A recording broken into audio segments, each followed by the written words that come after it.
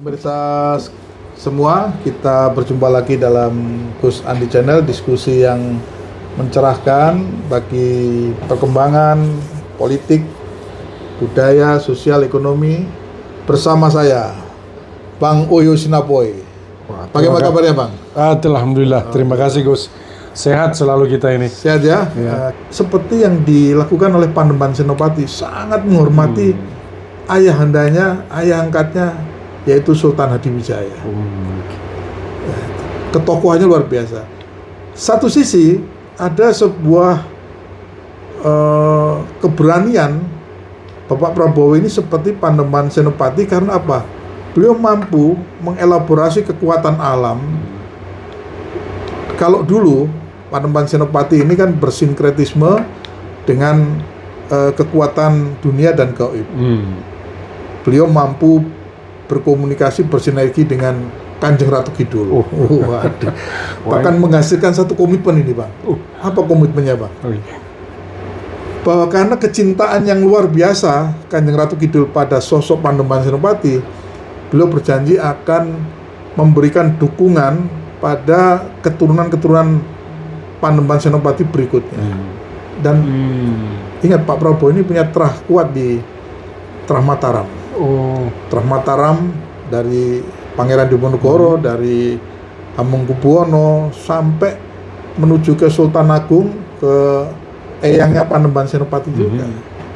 Jadi tidak akan lepas beliau sebagai pemimpin Nusantara ini pasti punya kekuatan yang mensupport dalam dirinya itu, makanya beliau berani sekali. Nah, kita cerita ini kita lanjut ke depan, tapi dalam konteks ini apa yang Abang rasakan dalam sebuah energi yang terdasar? Kelihatannya Pak Prabowo ini dukungan energi semesta dan rasonya itu kuat. Apa yang Abang bisa ilustrasikan sosok pemimpin Pak Prabowo ini? Tadi Gus sudah menyatakan di awal ya, yang tadi itu. Saya lihat Gus sudah Gus mengatakan bahwasanya gaya Prabowo yang berapi-api ini itu menandakan sebuah gaya yang betul-betul muncul dari sebuah perkataan yang langsung gitu loh, tidak diatur. Saya bukan mengecilkan presiden sebelumnya, tapi kan semua publik mengetahui bahwasanya dua presiden kita sebelumnya itu selalu mengandalkan pencitraan. Bicaranya lemah lembut, ada yang bergaya ilmuwan, ada yang bergaya sangat normal sekali, seolah ya wong deso itu lah ya. Artinya kan gini Gus, saya tidak menafikan gaya setiap presiden itu punya keunikan masing-masing.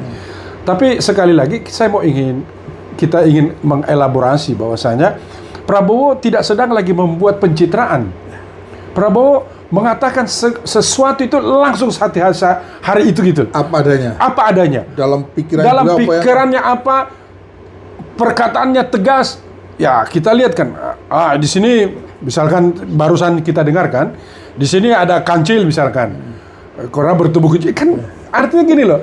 Gaya-gaya ceria atau gaya-gaya yang sangat humoris seperti begini itu hampir tidak bisa kita dapatkan di sebelumnya gitu, presiden sebelumnya. Terlalu formal. Jadi Prabowo ini berhasil membongkar sebuah tradisi pemimpin yang terlampau kaku. Jadi jangan dilihat, menurut saya Prabowo itu tidak kaku, malah justru lebih sangat demokratis. Atau sangat ceria lah. Ada keceriaan gitu terus, bercandanya kelihatan. Nah, presiden yang lainnya tuh menurut saya tidak gampang untuk bercanda di depan publik.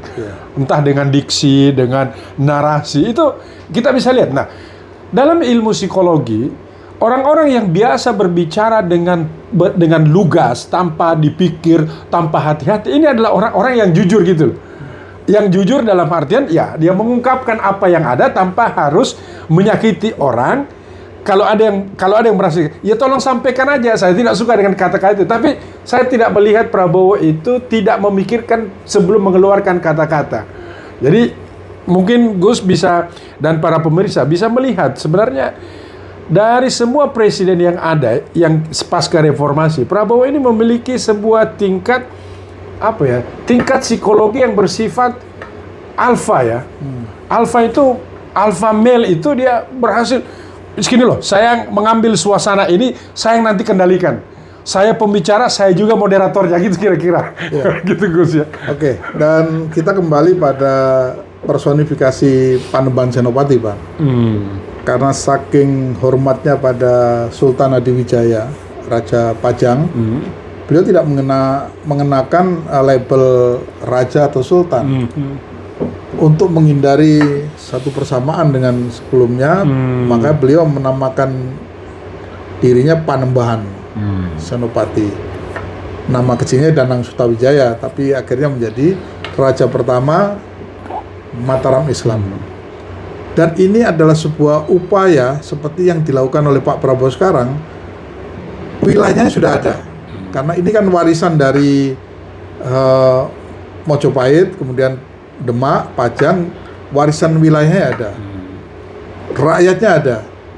Tapi terjadi transformasi bagaimana menjadi kekuatan Mataram Islam yang mensinergikan dengan budaya-budaya leluhur masih ada. Nah, Pak Prabowo tahu itu, bahwa masyarakat Indonesia sekarang ini adalah juga warisan kerajaan-kerajaan di Nusantara yang eksis sebelumnya. Nah, bagaimana mentransformasikan dalam konteks kehidupan modern ke depan dengan jangkauan pemikiran yang mengglobal ini, maka seperti yang kita diskusikan tadi, beliau sepertinya ingin merubah peradaban. Dengan cara apa? Merubah kebiasaan. Ya, betul Gus. Yang lelet, yang kurang cepat, kemudian kebiasaan-kebiasaan buruk dalam menggali potensi sumber daya alam untuk kepentingannya sendiri. Kemudian beliau kepingin juga bagaimana anak-anak muda Indonesia itu menatap masa depannya itu lebih gemilang. Siapa yang punya tanggung jawab untuk menata ini adalah pemimpin sekarang. Iya, betul. Dan itu ada pada Pak Prabowo. Jadi Pak Prabowo ini berusaha menanamkan sebuah patriotisme yang kuat, menanamkan jiwa keras untuk bekerja dengan baik, dan merubah standar-standar kehidupan kita yang sudah usang menuju ke depan yang lebih baik. Tantangannya tidak sedikit, Bang. Nah, tantangan inilah yang harus direduksi untuk menuju ke T yang ketiga itu. T yang ketiga Abang tadi sampaikan adalah takluk. Wah, gimana itu? supaya tantangan terbesar dari sekian sumber kekuatan ini takluk pada beliau sebagai seorang pemimpin yang memang diharapkan tampil di era yang sekarang ini. Jadi kalau Prabowo tadi sudah melakukan segala sesuatu dengan ketegasan yang tampak ya, dan menekuk seluruh orang-orang yang merasa jagoan, merasa pintar dan macam-macam, maka sebenarnya keadaan yang terjadi itu, kalau keadaan sudah takluk, berarti kan keadaan menjadi stabil gitu loh, Gus. Artinya cuma ada satu pemimpin. Ini kan pesan Prabowo ini. Dia ingin mengatakan cuma satu orang presiden di sini, dan itu adalah Prabowo Subianto. Oleh sebab itu jangan lagi ada orang yang bermanuver untuk menjadi calon presiden ke depan kah, atau masih belum rela dari hasil pemilu presiden kemarin. Apakah ini ada ekses dari pertarungan Pilpres kemarin, Pak? Ya, saya lihat begitu, Gus.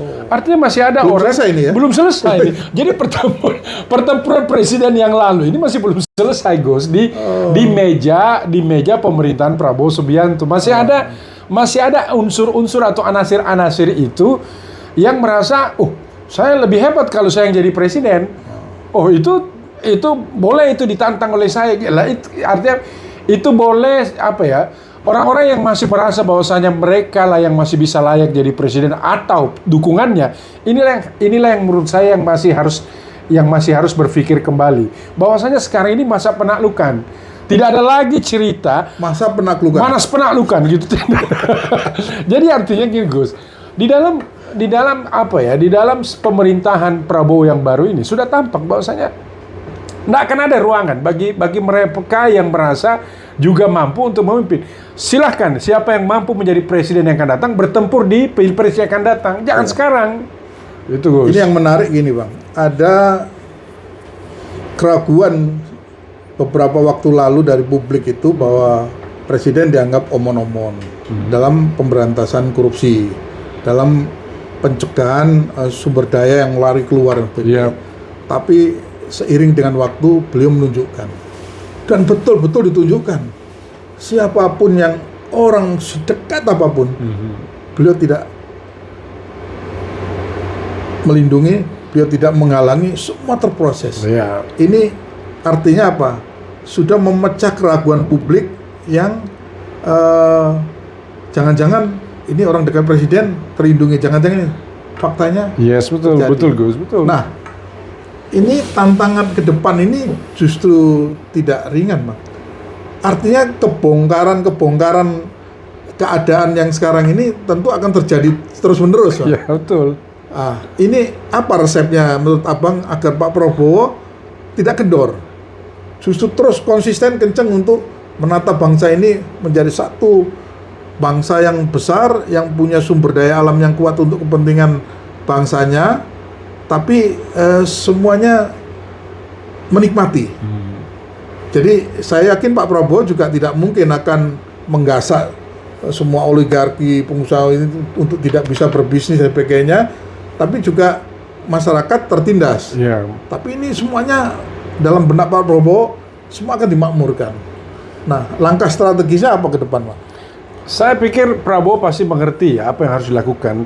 Pertama adalah bedol desa aja dulu. Wih, bedol desa. Wah, Bedol ini. desa itu artinya, Gus, Iya. bahwasanya sudahlah, sikat aja semua orang yang bermasalah gitu. Jangan pernah muncul di masa beliau memimpin, karena itulah obat ya yang paling manjur untuk melahirkan sebuah kesejahteraan dalam sebuah negara demokratis ini atau republikan ini. Hancurkan orang-orang yang bermasalah gitu loh, Gus. Hancurkan orang-orang yang hanya mencari keuntungan. Hancurkan itu bukan oligarkinya yang dilawan oleh Prabowo, adalah orang yang serakah gitu.